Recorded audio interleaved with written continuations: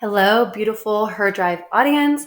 Welcome to a very fun episode where we are going to be talking so much about our guest today. Her name is Sue Willoughby, and she is the founder of Willoughby Coaching, which helps women who are 40 and above really rewrite their scripts. And honestly, there is no wrong time to change your life. And I am seeing this as I continue to dive deeper into self-healing modalities and do coaching myself, that there's people from all ages, like teenagers and like women in their 70s and 80s who are having a whole rewrite. So I'm super excited to talk about the way Sue works with people. And then also near and dear to my heart are horses. For some of you, you know that I grew up on a little farm in Ohio, had my own horse and was like a wild one riding around.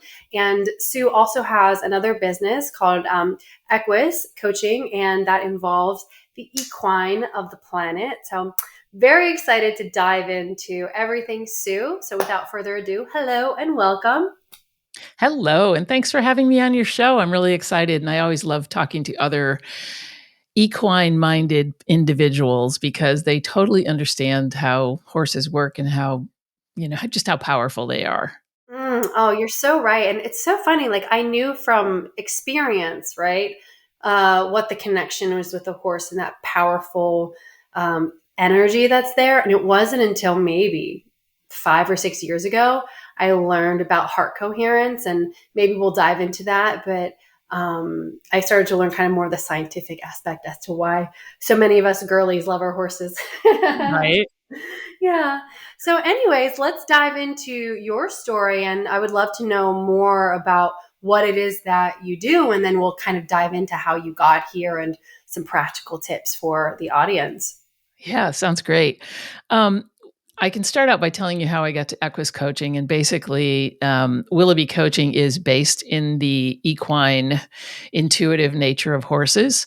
Horses have always been a thread in my life from the time I was a little kid. I was just always drawn to them and drawn to their energy, and just there were when I was little, my parents put me to bed early, and it was, not even dark yet. And of course, I'm like up peering out the back window, and there's these two horses at my kiddie pool. And I was like, oh my God, they're here for me. They're here for me. They got me the horses I always wanted. And that was not the case. They got out of the farmer's field, up the street. But I was a little disappointed. Um, but they've always been a source of safety and security when I didn't even really realize what it was and how that they were supporting me as a kid. Because I did grow up with an alcoholic parent, and I just really loved being at the barn. I would be there in the dead of winter, in the heat of summer, sleeping in the hay if I want, I just being around horses just always made me feel good. And like I said, I didn't really realize what it was that was actually supporting me and that was making me feel good about being around them. I just thought they were wonderful. I love the smell of their breath and their fur and their, all of that stuff. But um, they definitely have taken care of me and helped me through some really dark times in my life. So I've always appreciated that, and if I can bring that to other people, then that's what my hope is through coaching. Mm, that's so beautiful. And I appreciate the personal share Yeah. so very much. So you've had this connection with horses since being young. But what led you into realizing that there is a way to help others with them simultaneously make a living? Yes. It's as you know, horses in and of themselves are not exactly money makers. Um, No, we were grown up hearing that they are hay burners. yeah, food processors. I call mine a food processor, giant food processor. Um, well, when I was younger, I went to summer camp as a counselor working in the therapeutic riding program before. This was back when I was 19, and that was many, many years ago. Um, as part of the program, we had it was a camp for differently abled individuals, whether they had autism, any varying degrees of disabilities that they had. And the horse program, we would do riding with them, they would do grooming, they would learn, just being around the animals. And it was very therapeutic. And like I said, at the time, I wasn't even really tuned into that aspect of it. But just watching how a very autistic person, nonverbal, could then be on a horse or near a horse, and I could see that connection that they were making. Was really incredible. And I did that for several summers. And then fast forward to my adult life, probably in my 50s, I decided to get back into volunteering at a therapeutic riding center. And it was amazing program. I mean, they had a wait list of like 2 years for individuals to get in, but I became part of their training program and really got involved once again. And that's when I started back into being around horses. I thought, well, perhaps I could be, a therapeutic riding instructor, but I didn't want to do the riding piece of it. But I could tell that there was another way to be able to use horses to heal people because they are very healing and on so many levels. So I found a program that was Equus coaching, and I enrolled. I got my certification as an Equus coach and also as a master facilitator, which means that I can do group events, which is really fun because you get the bonding of the people as well as their bonding with the horses. It's just so immersive and so amazing. So that was kind of how I got there. Ah, so interesting. And thank you for clarifying the connection with Equus coaching. I've never heard of that program before. So what's the total objective for it? So it does not involve seated or riding horse therapy. All the activities are done on the ground. And so the horse actually acts as my coaching partner. Mm, And the horse will give me a feedback loop because, as we were kind of talking earlier, horses are very intuitive to not just our outward appearance, but are also everything that's going on inside our bodies. They can monitor our heart rate and our breathing, our respiration, all of those things. Because they're prey animals, this is how they survive. Right? mm, They're constantly aware of every moment and anything that is in their sphere of awareness, which is quite large, by the way. And the closer it gets, the more intense it gets. Then they're like, whoa, wait a minute, that's too much. mm, So when I'm working with a client and a horse, uh, the horse is just being themselves. They're just being a horse, and they're reacting to what they're getting from the person. mm, We all go through life with a facade that we, want to present to the world. And the horses just don't even see that. They see right through that. So they're mm, going to mirror back what they're getting from our internal selves, which is mhm. amazing.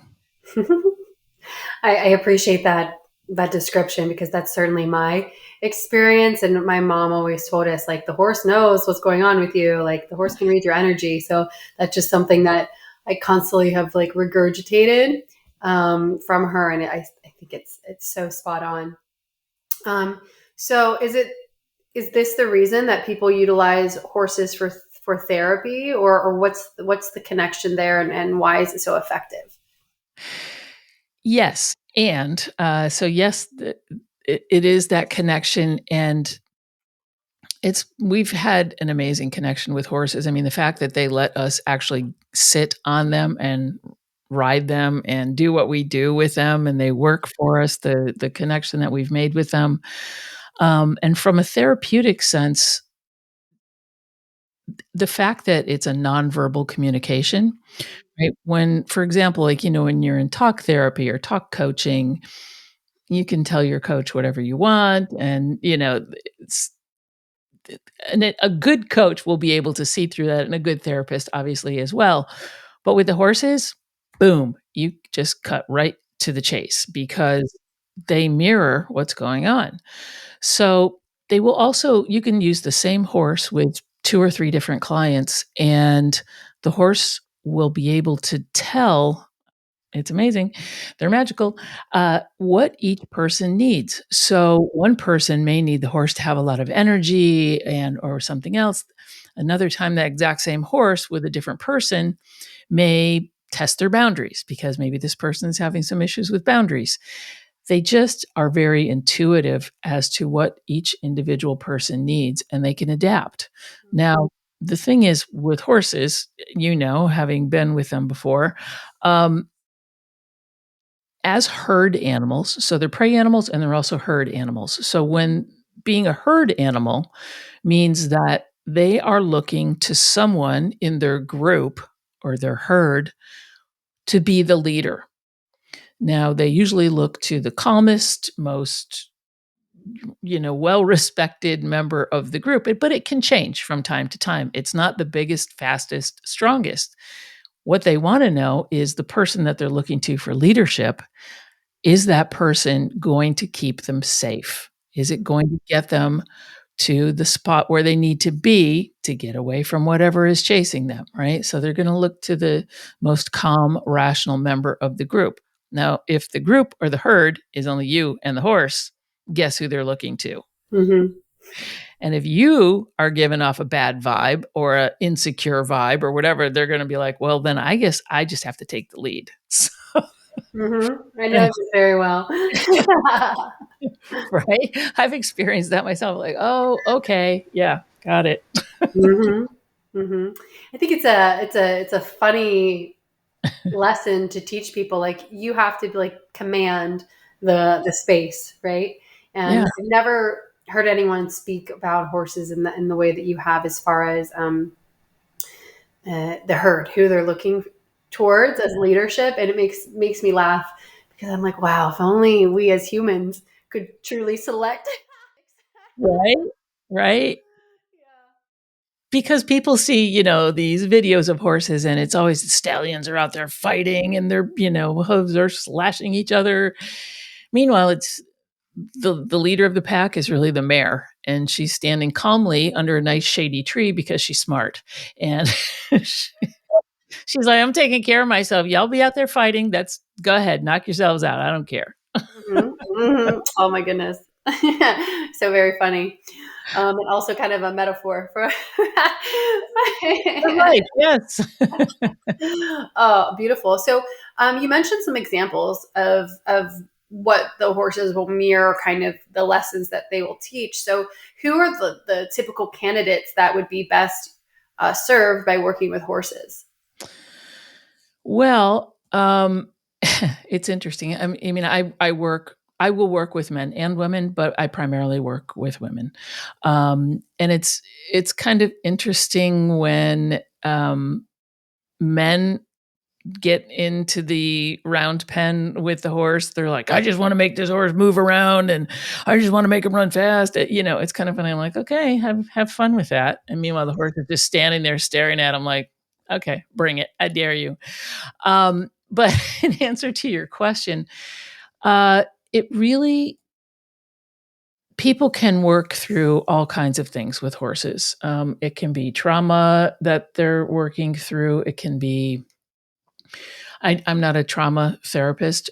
So, I mean, obviously, if someone is in deep trauma, I'm going to refer them to someone else. But if you're going through a career change, they can help you get clarity, they can help with leadership, they can help with boundaries. Sometimes a client will just step into the arena and feel so supported and so cared for, and so seen, which I think is really a key. They may be feeling seen for the first time, and that is something, and it will just literally melt away all of the barriers that someone may have put up. Um, they're great for developing awareness. For me personally, for awareness, patience. I was not always the most patient person, and because of my childhood, I was I had a lot of anger, I had a lot of resentment, had really low self-esteem. um, and when I was around horses, they also don't judge, right? They're not gonna judge you. They don't lie. They have no agenda. No Mm-hmm. agenda. We all have agendas, right? We're like, well, I was saying, I want the horse to run around. I'm gonna do this or whatever. You're bringing your agenda in there rather than being in the moment, because you have to be in the moment and have some sort of awareness because they are big, right? They're 1,200 pounds or at least 1,000 pounds.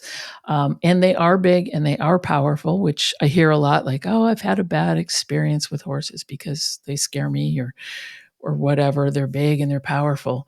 Yes, but I'm going to reiterate the fact that they are prey animals and we are predators.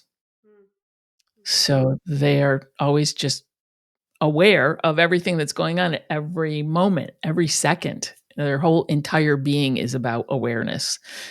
So it's a really great way to kind of build self awareness, self confidence, um, you name it, really. Mm-hmm. Yeah, I hear you on all of that.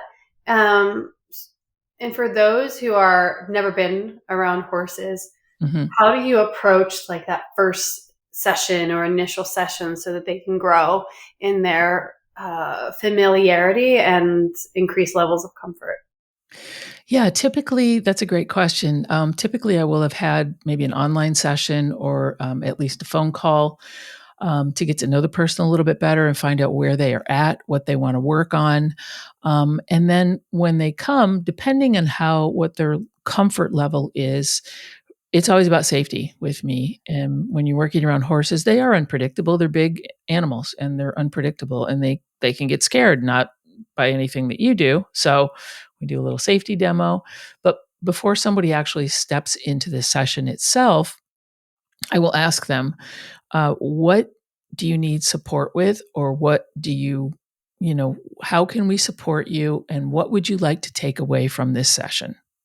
And the sessions can range anywhere from half an hour to hour and a half, maybe. That's kind of that's a lot of time for the horse because they're holding space, right? I'm holding space for my client and for the horse.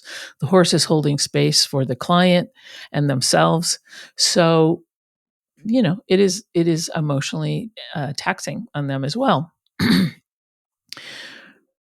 And then I may, they'll set their intention for the session, and then I have given them a demo to show them how they can move the horse with their energy or with some tools. Like I use a long, soft line, like a lunge line or something that they can use to extend their energy a bit. There's no whips or sticks or anything like that. Um, but I've given them a couple of examples of how they can interact with the horse. And then I just let them be for a few minutes, and I watch, I observe. What is the horse doing? What are they doing?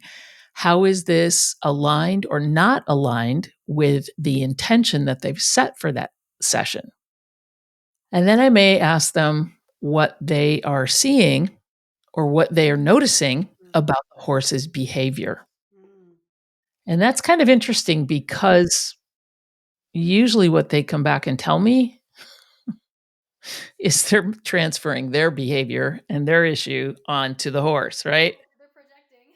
They're projecting, yeah. "Oh, the horse doesn't like me, the horse is bored." I'm like, why do you tell me more about that?" So, I mean, it's so cool because it opens up so many opportunities to ask really good coaching questions and kinda get right in there. So, the intention that they set for the session, initially may not be what really ends up coming out in the session. It's pretty Mm, cool. that's so interesting. So it really goes where it's maybe needed, and it all I imagine is intertwined anyway. Yeah, yeah, absolutely, yeah. Oh, oh man, I love that so much. Well, you had mentioned something that I would love to circle back to, and you Mhm, were talking about the client extending their energy, right, and using their energy to work with the horse. And I've had experiences. I had this beautiful Appaloosa growing up named Quail, and I would just ride him with a halter and one like and his lead line, like his line, wouldn't even put a bridle on him. And I would just use my legs and we would just gallop around the fort or like the field bareback and jump over things. And that was body cues, but also I felt like we had very like Avatar united connection where we just knew what the other was thinking. And there was times where, walking with him, I didn't do anything. I didn't use the line. I didn't pull on it. I just would like turn and he would turn. Right. So is this some of the energy that you're talking about, or what is that? Because I am fascinated by it and until now never really thought about it. Yeah. Well, first of all, congratulations, because that sounds like a really beautiful connection that you had with your horse, and it does take a long time, to build that partnership and that trust that you can that that the horse felt safe with you, felt like you were a good leader, right? And so there yeah. So it's very similar to that, obviously without the riding, but, you can send a horse by, dialing up your energy and just having, some people are very inside themselves, they're very small. They're not I'm a big person. I'm not just talking about my height, but, I have a big personality, my energy comes out of me very freely, whereas some people it doesn't.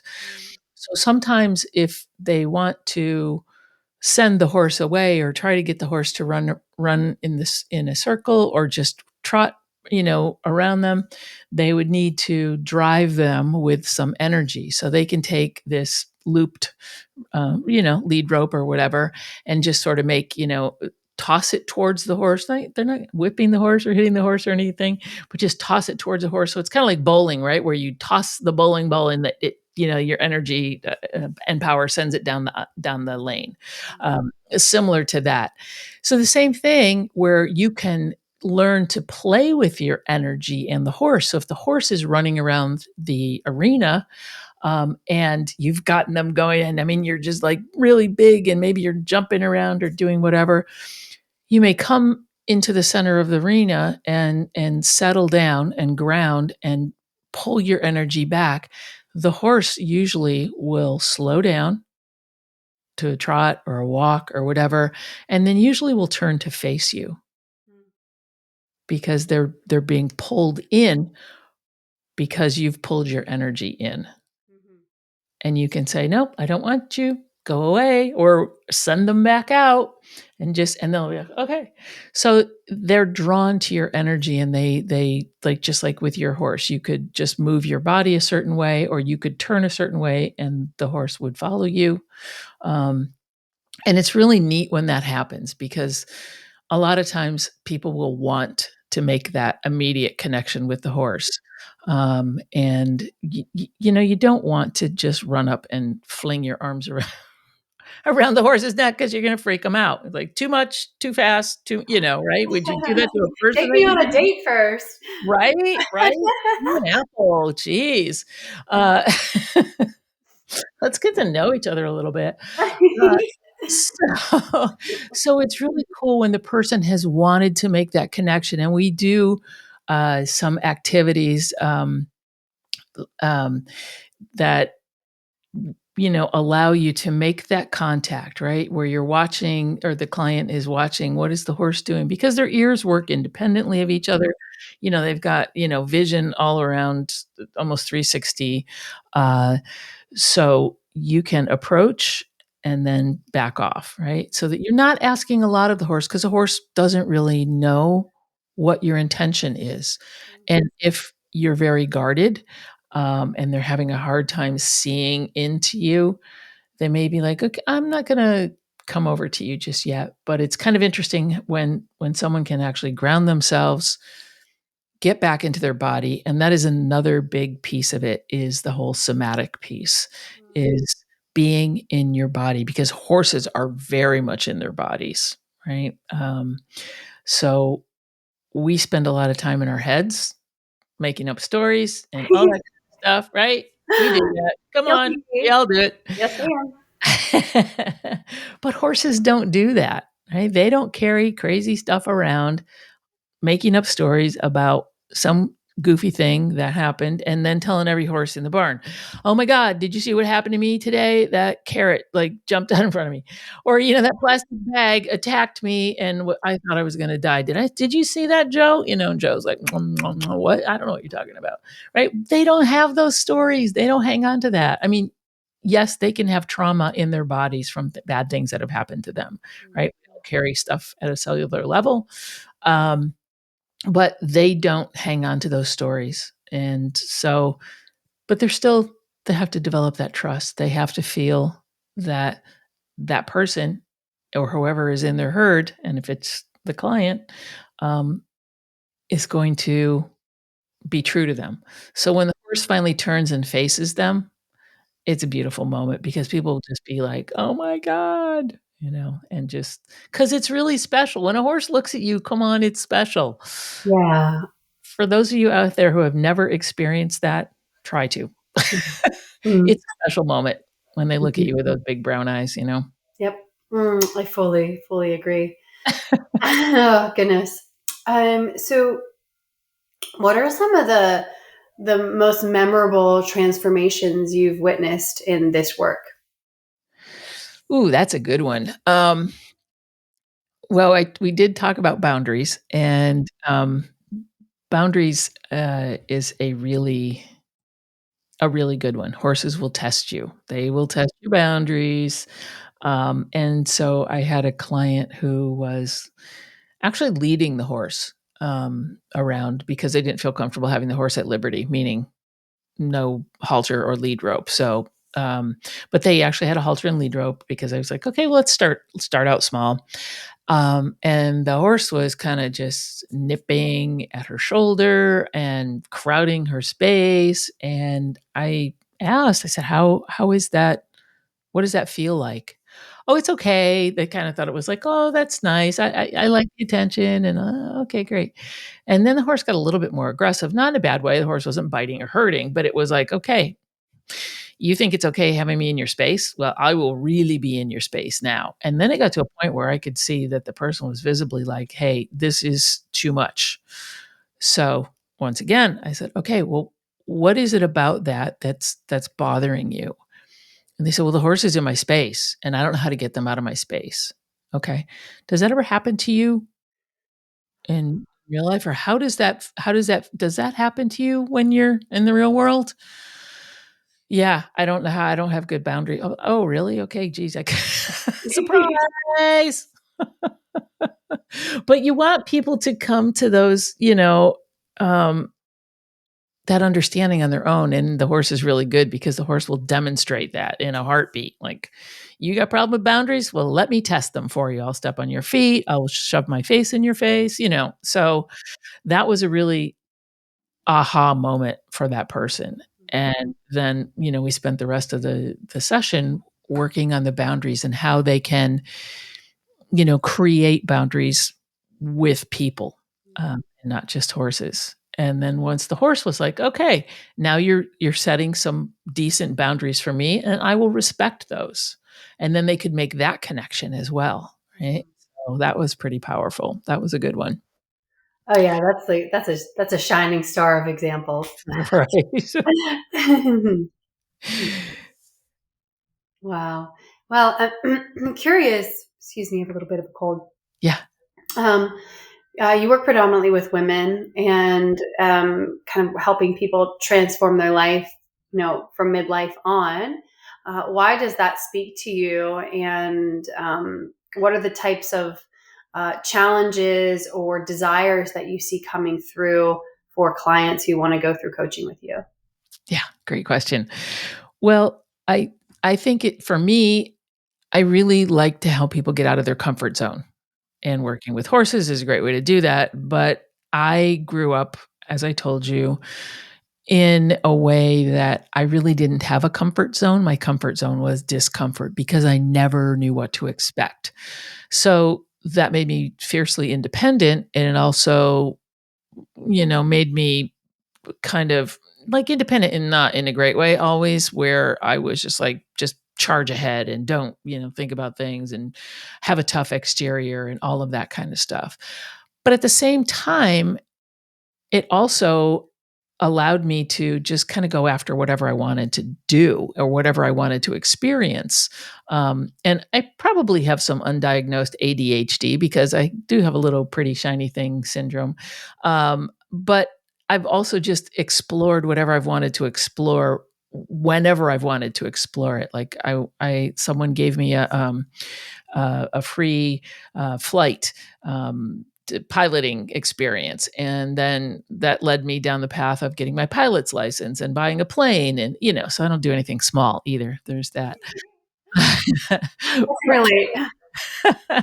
But I've had so many experiences that I just, and a lot of people are afraid to try new things, and especially women that get to a certain age. I mean, they've had so much life experience, whether they've raised a family, whether they've raised a family while having a successful career, or whatever it was. But I think that women tend to like still kind of discount a lot of things that they do, and not really appreciate all of the experience that they've had. And then when they get to a certain point in life, they're like, well, I'm too old. I'm too whatever. I can't possibly learn the skills to do that thing now at this point in my life. And I'm kind of like, why not? Why not? Mm. Last summer, I decided to, not this past summer, summer before, I decided to take polo lessons. Mhm. And, 64 playing polo, that's, yeah, I mean, I like to do fun, exciting things as well. Uh, Yeah, like but you're number 7 on the Enneagram. so I think that I can lead by example Yeah. and help people determine what it is that they're actually afraid of and why they put things on a shelf or on their bucket list or whatever.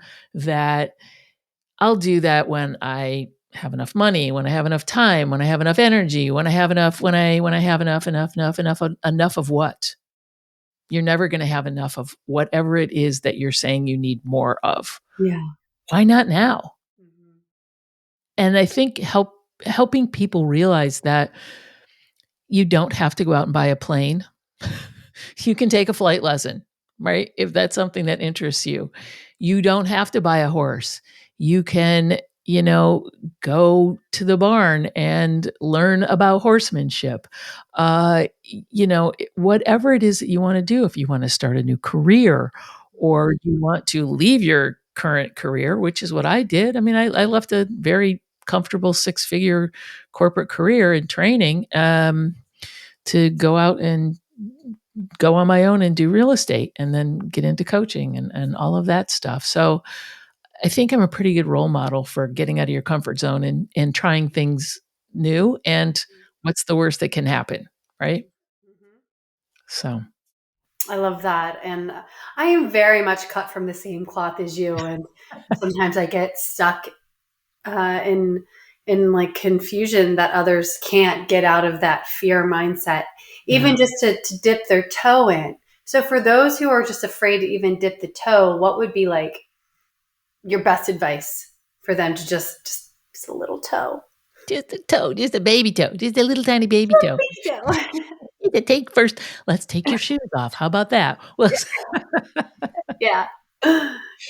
it depends on what it is that they're afraid of, and I think it's sort of, I call it embracing discomfort because that's what it is. I think people are afraid to be uncomfortable. So you don't have to go to the full degree of embracing some huge uncomfortable thing. Let's look at one tiny thing that makes you feel uncomfortable. And that could be taking a different route home from work, right? It's like tortoise steps, right? Turtles or tortoises, they take a step and then they stop. Mhm. Oh, how do I feel? Okay, take another step and then they stop. So taking it down to the tiniest little thing and oh, hey, I took a different way home from work today. Good. Congratulations. How'd that feel? It was amazing. You're never gonna believe what I saw, right? Oh, you mean the monster didn't jump out of the bushes and get you, right? But and I also like to infuse a little humor in things, because it also putting humor into things, I feel like diffuses things. It always has for me. My sense of humor has gotten me through a lot. But in answer to your question, just finding a tiny thing that would be a little baby turtle step towards where they want to go, or just sticking their toe in the discomfort pond, right? Yeah. Yeah.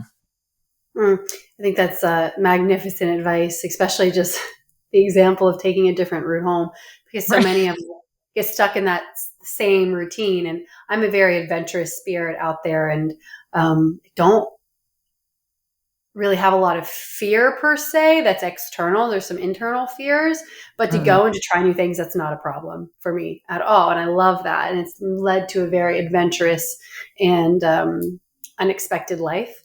But I notice when I am home in Dallas, I typically just have I have the same path that I'm We cruising all on. do. Yeah. Right.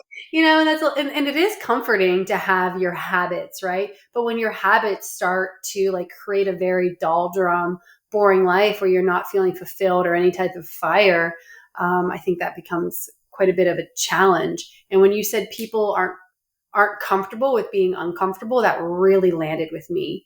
Mm. And recently I'd realized all of my discomfort has been internal and doing like internal work and growth in that way. But I hadn't gone out and physically made myself uncomfortable in a long time. So I made this whole plan and I went out and I did some pretty big things to step into that place, because I never want to be complacent and be too happy in my comfort in whatever way that might be. So I love that you touched on that. And as someone who, like you said, like your harder shell and kind of fearlessness in a sense led you into this wonderful human that you are today, I wonder if there's some wisdom that you'd like to kind of go back in time and give her younger you, like some words of advice or something. And like, what age of Sue would you be talking to? 1-year-old? No. Um, I think if I could go back in time and tell my younger self, maybe that 5-year-old who was looking out the back window and seeing the horses and thinking about that and wanting to be there. Part of it would be, "Hey, you're doing okay. You're you're gonna go through some tough stuff, and you need to find a place that makes you feel good and stick with it, and also not worry about what other people think about you, and be okay with being your authentic self." At 5 years old, you don't know what that means yet, but just be yourself. When things get hard, find a place where you can feel good and safe and happy, or at least, safe. Um, and you'll get through it. You will get through it, and everything is gonna be okay. And I know that sounds so cliche, but, just saying, "I got you. You're gonna be okay. I can tell you that it comes out all right in the end. Just hang in there." So I think that would probably be my words of wisdom. Oh wow. Yeah, that really lands. I can feel that in my heart deeply. And I appreciate you being vulnerable and sharing that with us. Yeah. Absolutely. Well, Sue, I would love to just kind of leave it open to you now. If there's anything that's on your heart or in your mind that you'd like the audience to know, it's all you. Oh, thank you. Thank you. I'd like to go back and just touch on the fear thing, because it was something that you said. You don't have external fear. I mean, we all have a sense of fear of, like, if a bus is coming, we're gonna get out of Right. the way, hopefully, right? Is it going Yeah. to physically hurt us? It's the fear that we have inside of us that comes from insecurity. And I think if you can understand that, is it fear that's actually something is physically going to hurt me? Am I unsafe in some way? And yes, there are some internal things that are gonna make you feel unsafe. But just sitting in your fear and being in your body. I can't stress that enough, to go inside your body, feel what kind of physical, when you say fear, that's a word, but what does it feel like physically to you? And if you can then build an awareness around the physicality of fear or discomfort or whatever it is, then you can say, "Oh, yeah, I feel like my chest gets tight or my stomach starts to knot up," or whatever it is. If you can start to recognize those physical things that take place, those physical, you know, action, whatever is happening in your body, if you can start to realize what those are and what's gonna happen, then it'll give you the time to stop and say, "Okay, I know what this feeling is. I know what's happening. It's not it's not anything that's gonna hurt me. I can get beyond it." But I do think that being in our bodies is really important. So that would be my parting words, I guess. I think that's so well said. I feel like for so long we were kind of stuck in this place of intellectualizing our feelings or sensations rather than actually doing as you said, which is somatically like locate, like recognize the feeling, locate it, and then process through it. And I think that prevents it from getting stuck in your body, right? Yeah. Yeah, because then you can release it. You can accept it and release it, and then when it comes up the next time, you're like, "Oh, okay, that's nothing," Yeah. I can get beyond that. It's not a big deal. Yeah. Mm. Yes, I'm here for it. I love it. Well, Sue, it has been amazing to chat with you. And I so appreciate your knowledge and your own personal story. And look forward to witnessing what else unfolds for you in the future. So thank you so much for being here. And lastly, where can our listeners find you? Yes, you can find me on Instagram, at Sue_Willoughby, or my website, willoughbycoaching.com. So all of that is a great spot to connect with me. Magnificent. Of course, it'll all be in the show notes. So very good. Well, thank you so much, Sue. Thank you for having me, Cynthia. I really appreciate it. Yeah, my pleasure. And thanks to everyone who's tuned in to this episode of Her Drive. Please see the show notes to connect further with Sue. And as always, I just ask that you share this episode with someone who you think it might land well in their hearts. And I would be deeply appreciative if you could leave the show a review that helps other people find it and just lets me know that you like what's being produced for you all. So thanks so much and have a great day.